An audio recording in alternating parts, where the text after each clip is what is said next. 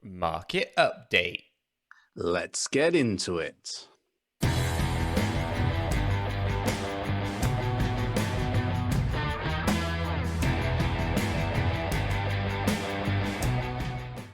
So today, guys, we're going to be taking a look at some of the fantastic things that have been going on in the crypto space. As we get into this video, guys, if you do find it useful and informative, do go ahead and hit that like button for us. We both really do appreciate it. And of course, if you happen to be new to the channel and you'd like to stay up to date with all the new cryptocurrencies, the technical analysis and news, then why not become a subscriber? By subscribing, you will be kept up to date with absolutely everything we do here. It is free. You'll stay well informed. So why not?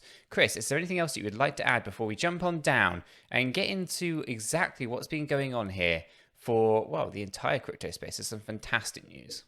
Yeah, it's great that we're seeing a green market today. Love that. One thing that I would like to mention is don't forget you can delegate your ADA to the Cheek pool using the ticker Cheek. You can do this through the various different ADA wallets. We've got 1,069 unique delegators with over $11 million worth of cryptocurrency staked with us. So yeah, you can do that. And we've also got the Harmony One pool. You can delegate your one using the ticker Cheeky1. Again, you can do this through various different Harmony wallets. Fantastic. Right, let's jump on down and get into what's going on here in the crypto space. Let's do it. Okay, guys, to start with, this is the Fear and Greed Index. And again, we have a Fear and Greed Index that is indicating extreme fear at a level of 24. Yesterday it was 23, and last week I think we were hovering around that 10, 11. So we're going in the right direction. The fear is lifting a little bit here. So yeah, we're going to see how things are going to be performing generally for the entire crypto space. And right now, we are at 24. Now, this is just generalized. If you use 𝗖𝗢𝗠𝗠𝗘𝗏 platform, 𝗖𝗢𝗠𝗠𝗏 gives you more coin-specific fear and greed index. So, for example, if we go ahead and just jump into something like XRP, you can see all the different kind of things that we can look at, right? So we'll have a look at the 𝗕𝗎𝗪 ratio, etc. So I'm just going to close this down and load this up. So we have trading view, so we have access to all the charts directly inside 𝗖𝗢𝗠. But then also down here we have a fear and greed index. This is a rating of D. We have the 𝗕𝗎𝗪 ratio, which is a rating of C1. We have a rating of C2 for the moving averages. The peak end value demand is a B2 rating. And the profitability is an A1 rating. And the Sharpe ratio here is a rating of C2. So you get a little bit more in-depth detail around each coin by using 𝗖𝗢𝗠𝗏's platform. So I do recommend kind of just checking out dashboard.𝗖𝗢𝗠𝗏.io. It's free to sign up.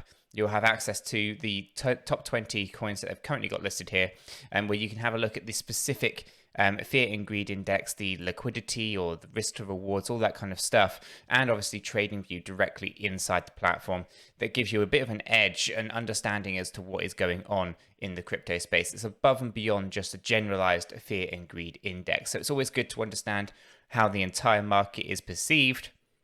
And it's also incredibly important that you know how your particular investments are doing, and are they as fearful as the market is kind of telling us here, right? So quite an important one. The other thing that we want to kind of talk about here is obviously how Bitcoin's dominance is changing a tad. So you can see how we came down to a level of 39. We've bounced up from there. We actually rose this thing up to about 46, and recently it's actually been coming back down again. This will be the area that I'd start to think that maybe there's going to be Bitcoin dominance going back up again.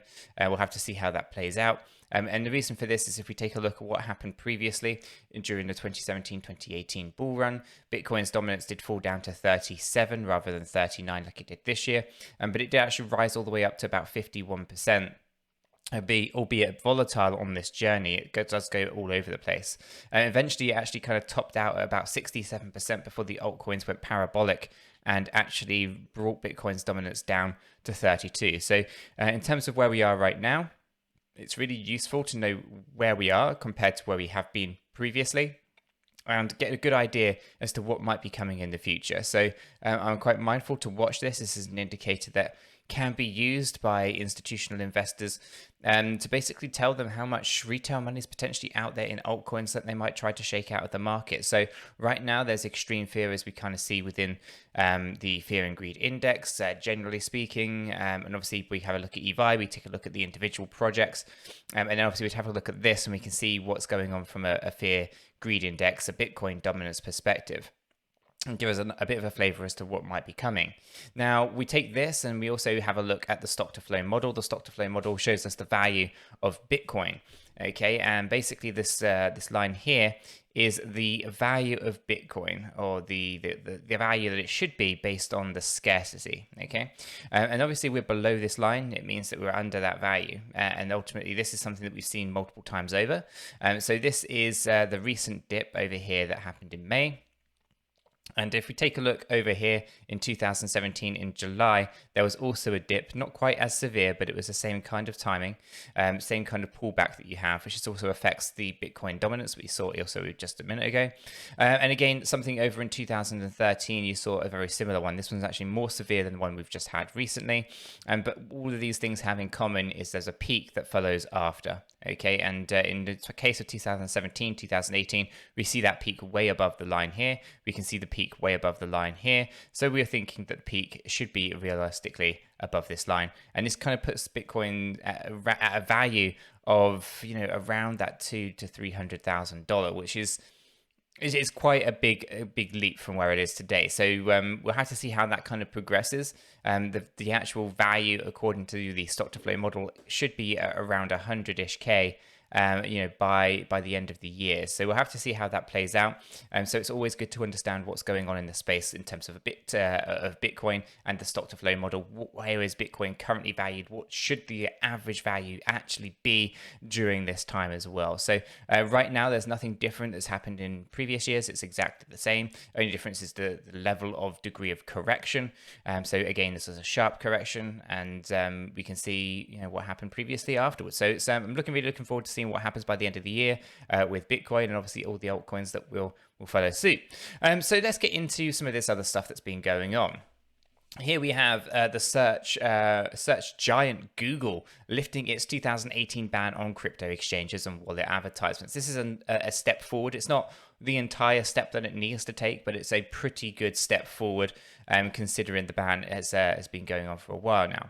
Now, ultimately, this means that if there are companies out there who do run exchanges or wallets, they're going to be able to, as long as they have, applied to, I think it's FinCEN, and basically met all the regulatory requirements, they're going to be able to actually then start using Google Ads to advertise their products. So do start expecting things like Binance to start advertising in the US, for example.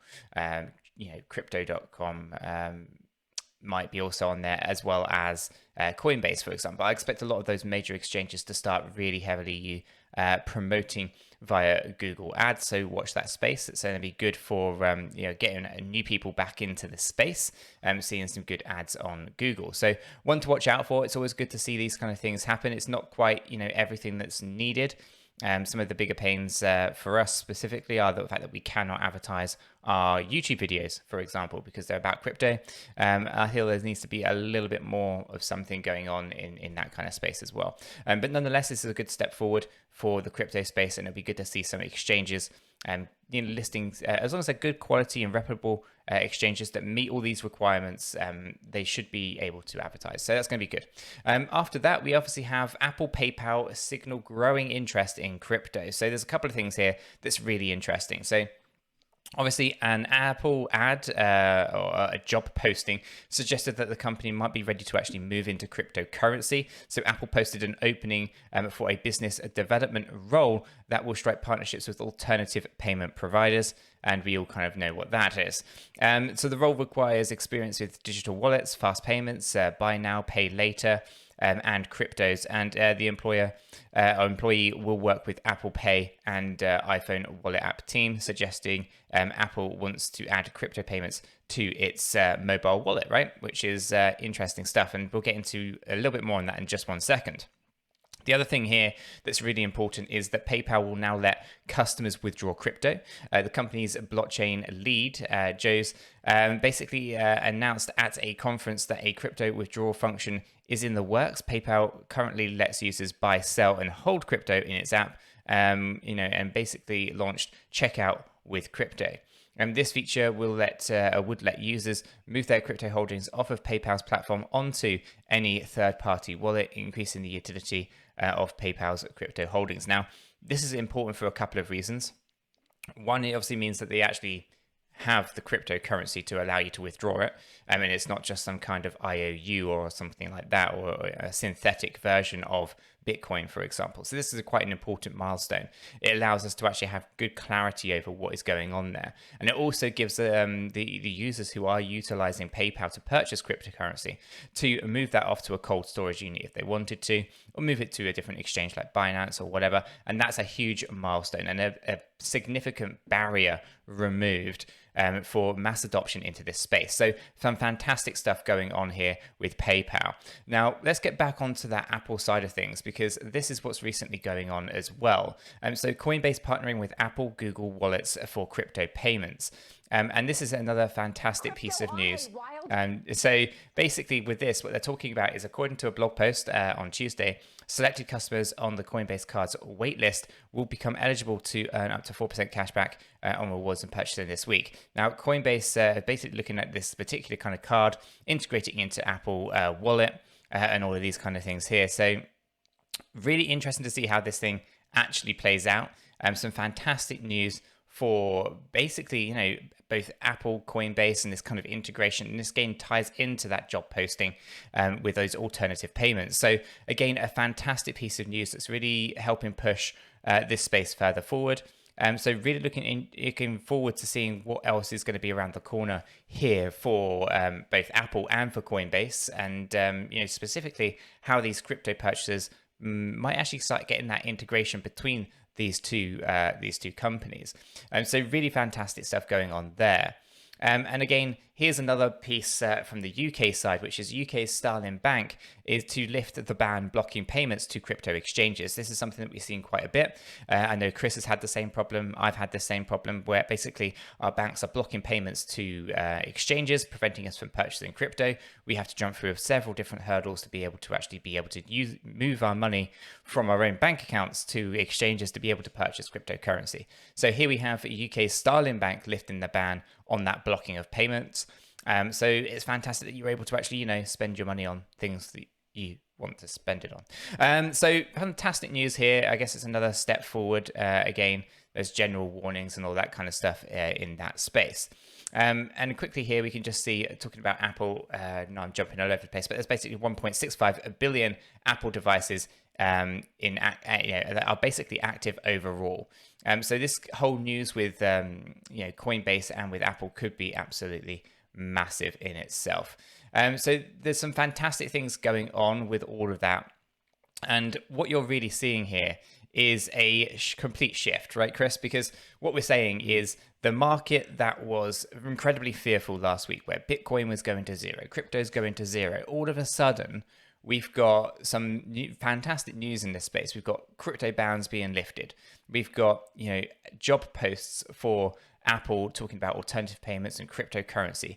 We've got partnerships between Coinbase and Apple. We've got PayPal allowing you to withdraw your cryptocurrencies. You've got banks no longer blocking your payments to exchanges.